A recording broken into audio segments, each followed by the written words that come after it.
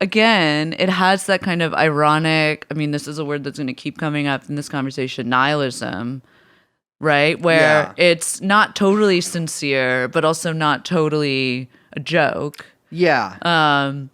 You know, in a lot of his songs, he talks about how, like, nothing is real.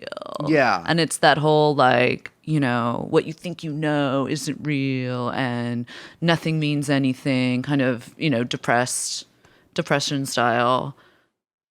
I just don't know how to say it. It's like extremely online guy. Yeah. I don't know. I think what differentiates himself from, like, I fully agree with you. I think that just, like, he actually breaks, that is what it is, but then it's like he almost breaks through that and, like, believes nothing is real, right? Yeah. And, like, she's trying to break through the matrix, and, like, this is what's on the other side of it, right? Like looking through the fucking, sights of your gun onto a 4th of July parade.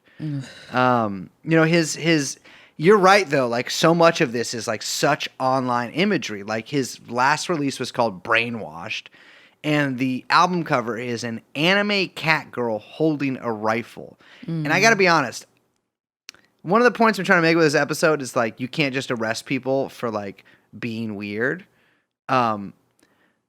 Willing to make some exceptions. Oh my God. No. But it has a song called, like, I Am the Storm. The guy's, like, loves fucking Counter-Strike. Yeah, references on references on references. Yeah, and he's really into, like, this is something that you hear from a lot of his friends and, like, family and stuff, really into alternative reality games, which is...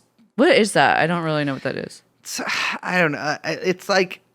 The only one I can remember is there was, like, a campaign for, like, a Halo game when I was really young, and it's like people, like, looked online for clues and stuff, and you had to, like, call a payphone. It was, like, really like big. Scavenger hunt? Kind of like a scavenger hunt. I don't know. I never did it, obviously, or knew anyone who did do it, but I remember it being, like, a thing that, like, the alt weeklies would report on. And stuff, I mean, like and that seems like kind of the thing he was trying to set up for himself. Yeah.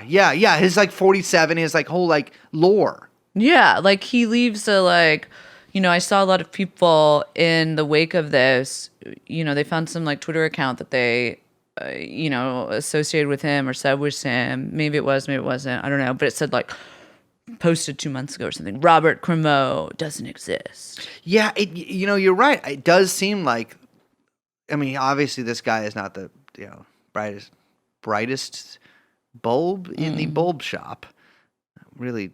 one's tough, but he does seem like he was maybe trying to, like, maybe make, like, an ARG or whatever of himself. Like, leaving all these clues for people. Like, although I gotta say, having a drawing of a school shooting in your music video, kind of a heavy-handed clue. Gonna be real too. Also, the guy smoked a lot of weed, and I'm telling you, people are gonna get mad at this. Is the only thing anyone's ever gonna take away from this episode. I'm willing to accept that. This new shit. I think if you're prone to it, in fact, it's not just me who thinks this. There's studies that is. If you're prone to psychosis, I think this new crazy-ass weed... Extremo weed might be ticking that off. But who knows? One thing, though, is I think a lot of people who are sort of painting him as, like, fascist or alt-right for a lot of this stuff are super missing the point. Because I do think he was, like, radicalized, which is not a great way to describe it. But I think he was sort of transformed in a way, but not in the sort of way that we're traditionally think about people being radicalized or transformed. I think he, like, for lack of a better word, like, I think he sort of broke through and, like, the schizoposting became real.